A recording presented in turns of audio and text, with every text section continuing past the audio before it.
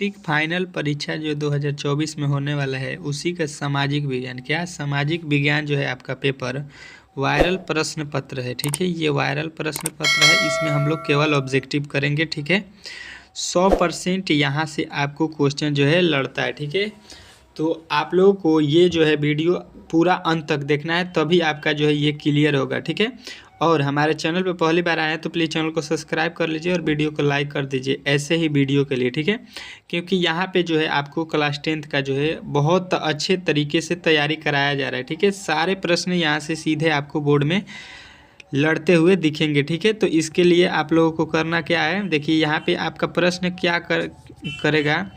यहाँ पे देखिए प्रश्न 1 से 80 तक के प्रत्येक प्रश्नों के 4 विकल्प दिए गए हैं, ये सब आपको मालूम होगा। ठीक है, आप लोग पढ़ लीजिएगा। चलिए पहला क्वेश्चन यहाँ पे आपको मैं दिखाता हूँ। ठीक है, देखिए यहाँ पे पहला क्वेश्चन क्या कह रहा है, जर्मनी के एकीकरण में किसकी भूमिका महत्वपूर्ण थी। मोस्ट वीवीआई क्वेश्चन है कि जर्मनी के एकीकरण में किसकी भूमिका महत्वपूर्ण थी। यहाँ पे 4 ऑप्शन भी आपको दिया गया है। ठीक है, तो आपको जो भी ऑप्शन अगर सही लगता है, यदि आपको मालूम है तो हमें कमेंट बॉक्स में ज़रूर अपना उत्तर पिन करें। ठीक है, तो चलिए ये जो है आपको याद रखना है, यदि नहीं मालूम है तो बिस्मार्क। ठीक है, जर्मनी के एकीकरण में किसकी भूमिका महत्वपूर्ण थी, तो बिस्मार्क की, ऑप्शन नंबर ए जो है आपका राइट हो जाएगा। ठीक है, चलिए अगला प्रश्न देखिए आपके सामने आ चुका है दूसरा, रक्त और लौह की नीति का अवलंबन किसने किया था। मोस्ट वीवीआई क्वेश्चन है कि रक्त एवं लौह की नीति का अवलंबन किसने किया था। ठीक है, तो यदि उत्तर इसका भी यदि आपको मालूम है तो हमें कमेंट बॉक्स में बताइए, और नहीं मालूम है तो अब से आपको याद रखना है कि बिस्मार्क ने किया था। ठीक है, ऑप्शन नंबर बी जो है आपका राइट हो जाएगा। ठीक है, चलिए अगला क्वेश्चन देखिए, कह रहा है वार एंड पीस किसने लिखी।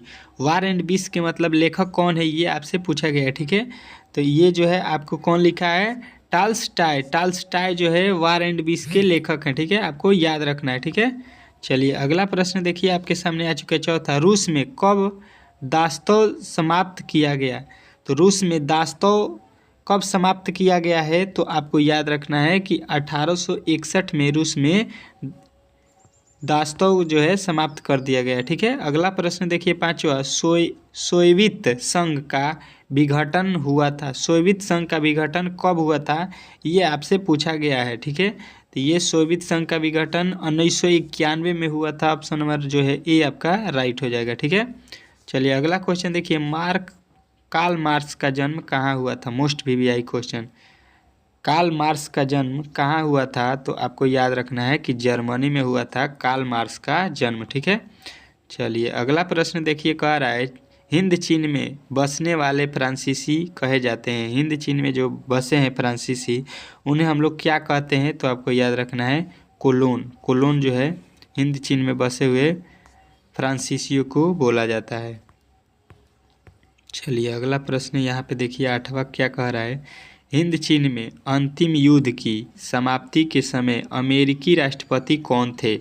मोस्ट वीवीआई क्वेश्चन है कि हिंद चीन में अंतिम युद्ध के समय अमेरिका के राष्ट्रपति कौन थे, ये आपसे पूछा गया है। ठीक है, तो आपको याद रखना है निक्सन जो है उस समय के राष्ट्रपति थे। ठीक है, चलिए अगला प्रश्न देखिए आपके सामने आ चुका है, हो चिन मिन की सरकार थी। ठीक है, ये आपसे प्रश्न पूछा गया है, तो आपको याद रखना है इसका उत्तर दक्षिणी वियतनाम में। ठीक है, हो चिन मिन की सरकार कहाँ थी, तो दक्षिणी वियतनाम में आपको याद रखना है। ठीक है, चलिए अगला प्रश्न देखिए, जालियांवाला बाग हत्याकांड के विरोध में किसने अपनी नाइटहुड की उपाधि त्याग दी। तो ये आपको याद रखना है किसने त्याग दी, रविंद्रनाथ टैगोर ने। ठीक है, चलिए अगला प्रश्न देखिए आपके सामने आ चुका है, आर्य समाज की स्थापना किसने की थी। तो आर्य समाज की स्थापना आपको याद रखना है कि किसने किया था, तो ये स्वामी दयानंद। ठीक है, ऑप्शन नंबर सी जो है आपका राइट हो जाएगा। ठीक है, अगला क्वेश्चन देखिए, पूर्ण स्वराज की मांग का प्रस्ताव कांग्रेस के किस अधिवेशन में पारित हुआ। तो आपको याद रखना है कि कांग्रेस का जो है अधिवेशन किस में पारित हुआ था, तो 1929 लाहौर में। ठीक है, ऑप्शन नंबर डी जो है आपका राइट हो जाएगा। ठीक है, यहाँ पे आपको जो है अच्छे से अच्छे तैयारी के लिए यहाँ पे आपको जुड़ना पड़ेगा और वीडियो को पूरा देखना पड़ेगा। ठीक है, तभी आपका जो है मेरिट में नाम आएगा। ठीक है, इंडियन स्टैट्यूटरी कमीशन का अन्य नाम क्या है? ठीक है, तो इसका अन्य नाम आपको याद रखना है, क्या होता है? Simon commission. Option number A जो है आपका राइट हो जाएगा। ठीक है, चलिए अगला प्रश्न देखिए आपके सामने यहाँ पे आ चुका है। क्या कह रहा है आपका अगला प्रश्न? 14 number, Akhil Bharatiya trade union Congress के स्थापना के समय अध्यक्ष कौन थे? ये आपसे पूछा गया है। ठीक है, तो आपको याद रखना है उस समय अध्यक्ष कौन थे?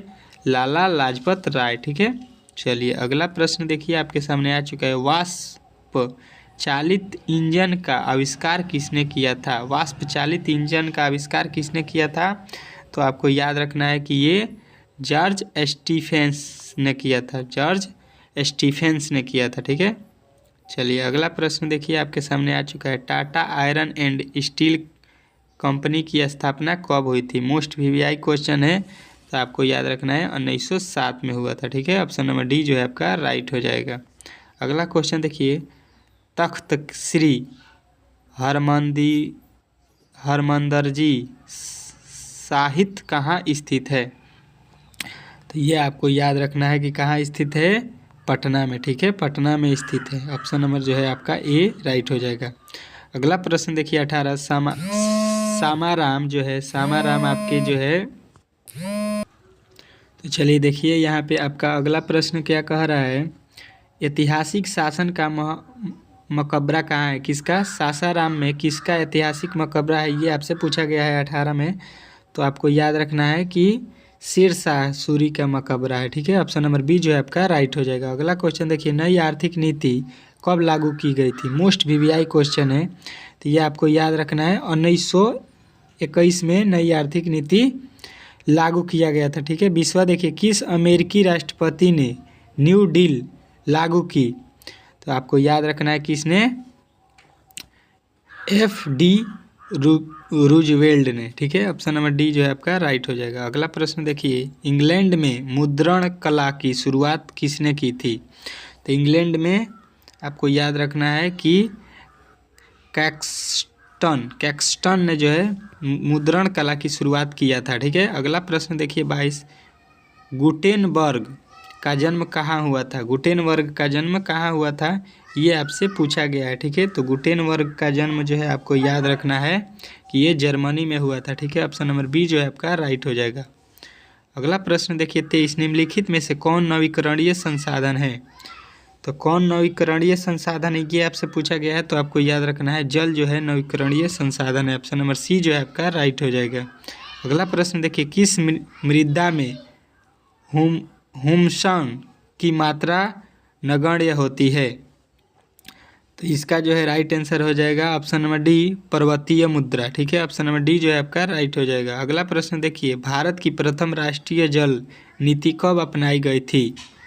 तो ये जो है आपका याद रखना है कि इसका जो है उत्तर दिसंबर 1987 ईस्वी में अपनाया गया था। ठीक है, अगला क्वेश्चन देखिए, विश्व में सर्वाधिक वनावरण वाला देश कौन है? ठीक है, तो आपको याद रखना है कि ये रूस है, सबसे अधिक वन वाला देश। ठीक है, अगला क्वेश्चन देखिए कह रहा है, दुधवा राष्ट्रीय उद्यान कहाँ स्थित है? मोस्ट वीवीआई क्वेश्चन है। ठीक है, तो ये उत्तर प्रदेश में स्थित है दुधवा राष्ट्रीय उद्यान। ठीक है, चलिए अगला प्रश्न देखिए, इनमें से कौन अकार्बनिक खनिज है? अकार्बनिक खनिज जो है आपको बताना है 28 में। ठीक है, तो अकार्बनिक खनिज जो है अब्रक है। ठीक है, चलिए अगला क्वेश्चन देखिए कह रहा है, पाइराइट किस प्रकार का खनिज है? पाइराइट जो है किस प्रकार का खनिज है? तो ये धात्विक खनिज है। ऑप्शन नंबर ए जो है आपका राइट हो जाएगा। ठीक है, अगला क्वेश्चन देखिए, कौन कोयला घटित किस्म का है? कोयला घटित किस्म का कौन है इसमें से? ये आपसे पूछा गया है, तो पीट जो है ये कोयला घटित किस्म का है। ठीक है, अगला क्वेश्चन देखिए, भारत का सबसे बड़ा खनिज तेल उत्पादन क्षेत्र कौन सा है? मोस्ट वीवीआई क्वेश्चन है, तो ये आपको याद रखना है कौन है? तो मुंबई हाई। ठीक है, तेल का सबसे बड़ा उत्पादन क्षेत्र जो है भारत का है। सौर ऊर्जा के उत्पादन के लिए सर्वाधिक उपयुक्त राज्य कौन है? सौर ऊर्जा के लिए आपको बताना है सर्वाधिक ऊर्जा वाला राज्य कौन है, ये आपसे पूछा गया है। ठीक है, तो आपको याद रखना है कौन है? राजस्थान। ठीक है, राजस्थान। ऑप्शन नंबर डी जो है आपको याद रखना है। ठीक है, अगला प्रश्न देखिए, इनमें कौन रोपण फसल नहीं है? रोपण फसल कौन नहीं है इनमें से? ये आपसे पूछा गया है। ठीक है, तो आपको याद रखना है कि इसका जो है राइट आंसर हो जाएगा आपका ऑप्शन नंबर ए, चाय जो है रोपर फसल नहीं है। ठीक है, चलिए अगला प्रश्न देखिए, कह रहा है भारत में चाय की कृषि कहाँ शुरुआत की गई थी। ठीक है, ये आपसे पूछा गया कि भारत में चाय की कृषि कहाँ शुरुआत की गई थी। मोस्ट वीवीआई क्वेश्चन है। तो आपको याद रखना है कि चाय जो है सबसे पहले भारत में असम में इसका खेती जो है किया गया था। सबसे पहले भारत में असम में खेती चाय का किया गया था। ठीक है, अगला प्रश्न देखिए, दुर्गापुर स्टील प्लांट किस राज्य में है। दुर्गापुर स्टील प्लांट किस राज्य में है भारत के, ये आपसे पूछा गया है। ठीक है, तो आपको याद रखना है कि इसका जो है राइट आंसर हो जाएगा ऑप्शन नंबर सी, पश्चिम बंगाल में जो है दुर्गापुर स्टील प्लांट स्थित है। ठीक है, तो यहाँ पे देखिए 80 ठो प्रश्न इस सेट में है, टोटल 80 ठो प्रश्न। इसमें से हम लोगों ने इसमें 35 ठो प्रश्न किया है। इसके बाद से आपको अगले वीडियो में 45 ठो ऑब्जेक्टिव क्वेश्चन देखने को मिलेगा। ठीक है, इसके लिए आपको क्या करना है कि इसी प्रकार के वीडियो के लिए आपको हमारे चैनल को सब्सक्राइब करना है और वीडियो को लाइक करना है। ठीक है, एक वीडियो में हम टोटल प्रश्नों को हल नहीं कर सकते हैं, क्योंकि इसको जो है अपलोड करने में हमको बहुत कठिनाई होती है यूट्यूब पर। ठीक है, तो चलिए अगले वीडियो में मिलते हैं बहुत जल्द आपके साथ। तब तक के लिए हमारे चैनल को सब्सक्राइब करें ऐसे ही वीडियो के लिए।